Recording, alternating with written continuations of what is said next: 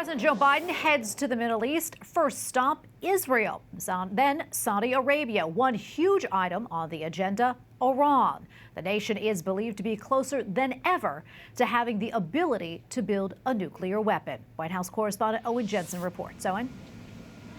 Tracy, the president leaves for the Middle East later tonight. More on that in a moment. But first, earlier today, President Biden welcomed President Andres Manuel López Obrador of Mexico, who you may recall skipped the Summit of the Americas last month in Los Angeles, essentially blowing off the White House. Today, President Biden said addressing migration is a hemispheric challenge.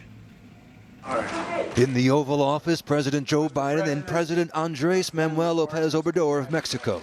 As I told you from the beginning, and I mean this, we see Mexico as an equal partner. The meeting between the two leaders comes as the administration is taken to task by critics, pointing to immigrants crossing the southern U.S. border illegally and the White House not doing more to curb migration.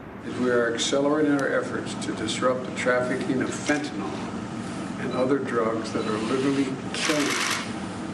We've had a major anti-smuggling operation underway since April, targeting human smugglers who traffic in people, drugs, and weapons. Meanwhile, in just hours, the president departs for Israel, where in Jerusalem, workers have been putting up U.S. flags alongside Israeli flags. The administration has struggled to rejuvenate the controversial Iran nuclear deal. We continue to want to see a nuclear deal that takes Iran's nuclear ambitions, at least nuclear weapons ambitions, off the table. And there is a deal. There's a deal actually on the table. The onus is on Iran now to accept it. Also, COVID-19 and the highly transmissible variants BA4 and BA5. The Biden administration urging renewed caution. For people who are 50 years of age or older, my message is simple.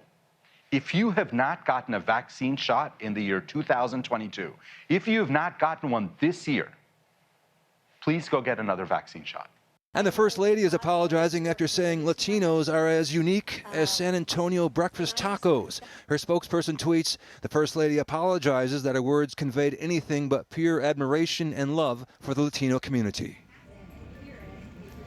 Also tonight, President Biden announced that the U.S. military killed a top ISIS leader in an airstrike in Syria. And separately, as the president heads overseas, the White House is bracing for the latest inflation numbers, which of course have been pounding Americans for months now. At the White House, Owen Jensen, EWTN News Nightly.